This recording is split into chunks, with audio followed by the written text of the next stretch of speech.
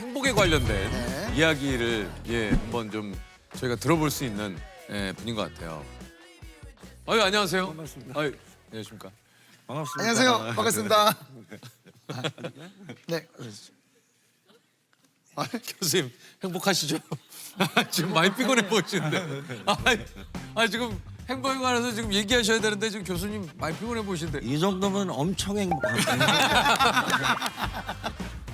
아니 지금 교수님이 행복에 대해서 저희에게 얘기를 해주셔야 되는데 교수님이 조금 약간 피곤해 보이셔가지고 이거 행복하신가 지금.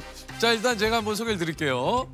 우리의 행복은 어디에서 올까? 이 질문을 30년간 연구한 세계적인 행복 심리학자 서은국 교수님이십니다. 반갑습니다, 교수님. 교수님 소개를 좀 해주세요. 저는 연세대학교 심리학과에서 말씀해 주신 대로 행복이라고 하는 것을 아주 오랫동안 공부한 사람이에요. 제 첫인상 가지고는 맞추기 되게 어려우실 텐데 어쨌든 제 반평생 행복이라고 하는 주제를 가지고 공부를 했습니다. 아 그렇습니까? 아니 이게 이제 뭔가 사실 행복을 오랫동안 연구하신다고 하면은 왠지 저희 그 선입견일 수 있어요. 뭔가 환한 미소, 긍정적인 에너지, 그리고 의상도 지금보다는 훨씬 밝은 네. 뭔가 이런 느낌. 저희가 그려는 이미지가 있는데 교수님이 원래 재미는 반전이 있어요. 그래서 재미는 있어요. 아니 그거는 확실해. 아니 그 여러 분야 중에 행복에 이렇게 관심을 갖게 된 계기가 있으십니까, 교수님은? 계기라기보다는 타이밍이에요. 제가 이 심리학에서도요. 이 행복이라고 하는 주제가 의외로 거기에 대한 연구를 시작한 지가 그렇게 오래되지 않아요. 네. 심리학이라고 하는 분야는 오랜 시간 동안 주로 인간의 부정적인 경험에 초점을 뒀어요. 네. 불안, 스트레스 이런 거를 어떻게 없앨 수 있을까?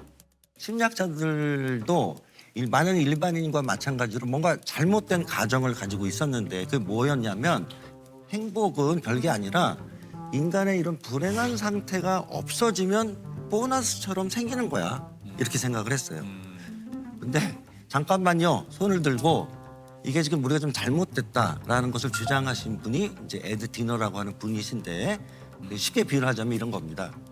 에어컨이 이런 더운 여름날 우리의 온도를 낮춰주고 시원하게 해주잖아요. 그런데 겨울에 추울 때 따뜻해지고 싶은데 에어컨을 끈다고 따뜻해지질 않잖아요. 에어컨이 아니라 겨울에 필요한 것은 난방기구예요. 그렇죠. 열을 올리는 것과 식히는 것은 다른 기제인데 우린 그게 같다라고 생각했어요.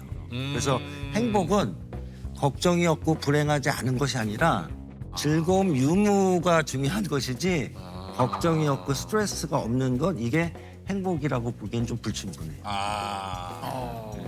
그러니까 불행을 없앤다고 행복이 커지는 것이 아니고 조금 관련이 있지만 근본적인 지금 근본적인 포인트가 예. 아니다. 예. 누구나 하루하루 좀 행복하게 살고 싶어. 그냥 평범하게 행복하게. 늘상 우리가 말을 하지만 도대체 어떻게 해야 행복한 삶을 살 수 있을지 한번 교수님께 한번 여쭤보도록 하겠습니다. 저는 뭐 그런 사람마다 그 답은 다 다르다고 생각해요. 그죠. 그래서 같을 수 없죠. 그럼 핵심은 뭐냐면 우리가 주관적으로 내 개인적으로 느끼는 신체적, 정신적 즐거움의 합이에요. 내가 그걸 어디서 무엇을 하면서 느끼던 간에 이것이 자주 느끼는 사람이 행복한 사람이고 그렇지 않은 사람은 상대적으로 좀 덜 행복한 사람이죠. 행복의 조셉은 행복이 뭐라고 생각하세요?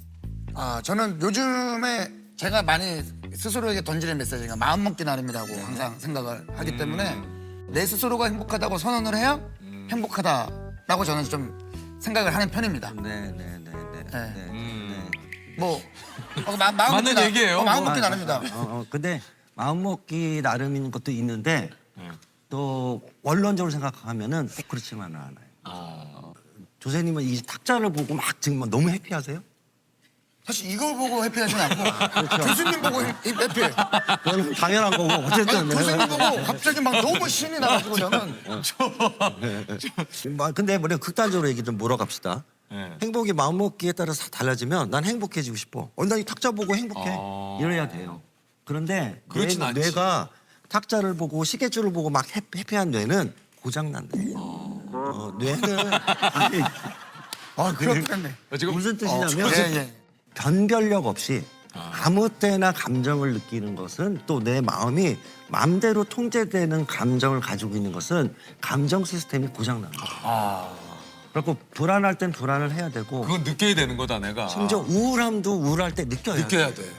끊임없이 내가 그냥 난 행복해 한다고 행복해지는 게 아니다. 행복은 감정적인 거고 어떤 감정적인 경험은 우리의 의지 같은 것으로 탁탁 만들어지는 게 아니에요. 우리 어떤 뇌가 어떤 필요에 의해서 적절한 상황에서 적절한 감정을 만들어야 돼요. 가령 위험한 상황에서는 어떤 감정을 느껴야 될까요? 공포심을 느끼는 그렇죠. 거죠.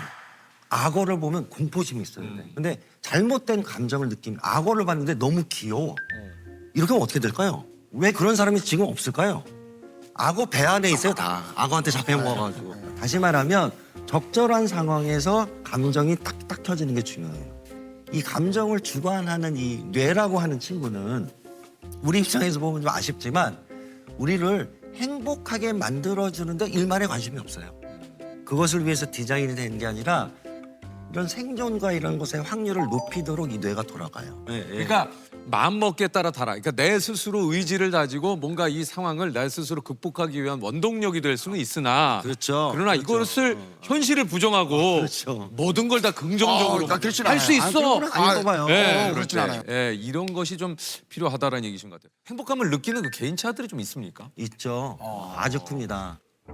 그런 게 어떤 선천적인 기질이 우선은 굉장히 중요해요. 그래서 뭐 근데 지금 행복한 사람의 개인차 이런 질문을 하셨잖아요. 네. 그랬을 때는 이런 대표적으로 나오는 특성이 외향성이라고 하는 성격 기질이 행복과 확실히 관련이 있다라는 것이 한 연구가 아니라 수백 수천 편의 논문에서 반복적으로 나와요. 외향적인 분들. 네네.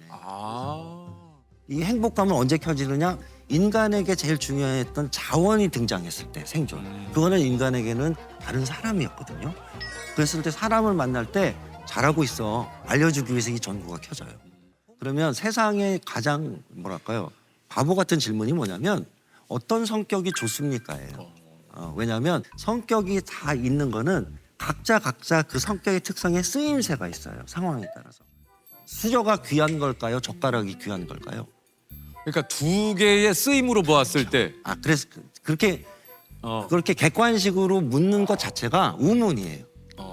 왜냐하면 국을 먹을 때는 수저가 있어야 그치, 되고 그치. 네네네. 콩나물 먹을 때 젓가락이 있어야 되지. 그렇죠. 다시 말하면 성격을 우리가 수저 젓가락에 비유하자면 뭐가 좋으냐 이거는 약간 바보 같은 질문이에요. 크게 보면 외향성이 갖고 있는 여러 가지 문제점들도 많아요. 어떤 것들이 있을까요? 외향적인 사람들 금방 지칠 때도 지칠 때도 있고 네.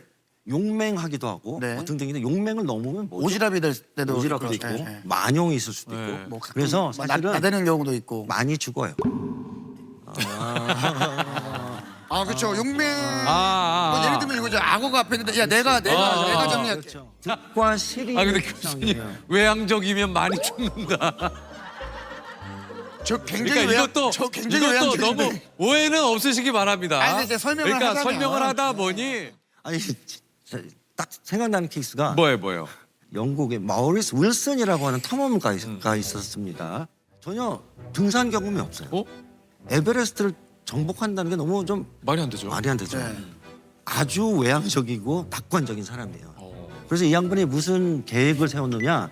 내가 경비행기를 사서 그 비행기를 타고 가갖고 에베레스트 중턱쯤에 추락을 시킨 다음에 나머지로 올라가겠다. 기가 막히죠? 너무 너무 무모하죠. 와, 약간 허무맹랑한 네. 얘기. 슈퍼 외향성. 네.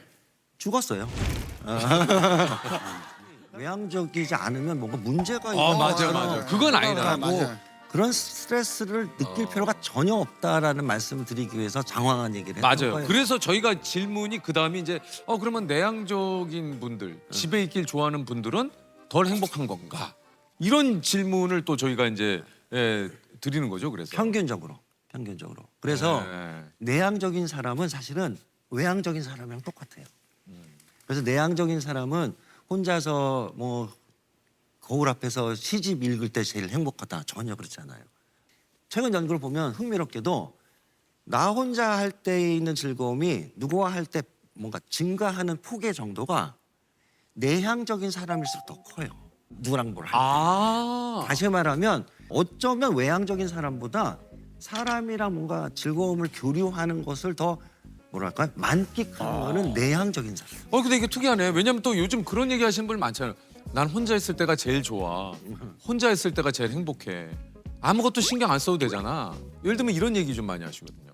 내향적인 사람의 특성이 자꾸 나오는 것 중에 하나가 이 잠재적인 부정적인 부분을 너무 과도하게 예상을 해요. 이번 새로운 모임에 가면 어색함도 있잖아요. 맞아요. 근데 그 부분이 막상 가면 별거 아니야. 맞아요. 그죠? 막상 가면은 또 잘 있어. 인간에게 제일 재미난 자극이 뭐냐면 다른 인간이에요.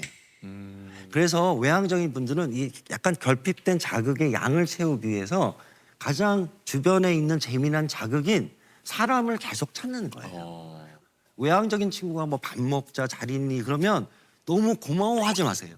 왜냐하면 나를 꼭 좋아해서가 아니라 이용당하는 거예요. 근데 자기의 어떤 자극 하마 같은 것이 외향적인 사람인데 어쨌든 그러니까 교수님이 얘기하시는 의도는 뭔지 알겠까? 이용이라는 표현이 좀 자극적으로 좀 들리긴 하지만, 그러니까 그만큼 그 사람도 그 사람입니다만 네. 내가 어떤 요 하는 데 있어서 네. 그 사람과의 어떤 요 시간이 좀 필요할 때도 있다. 맞습니다.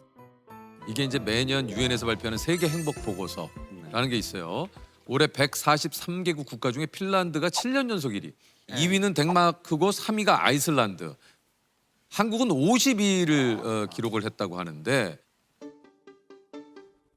왜일까요? 이렇게 그 핀란드 국민 여러분들이 이렇게 느끼는 행복감이 높은 이유가.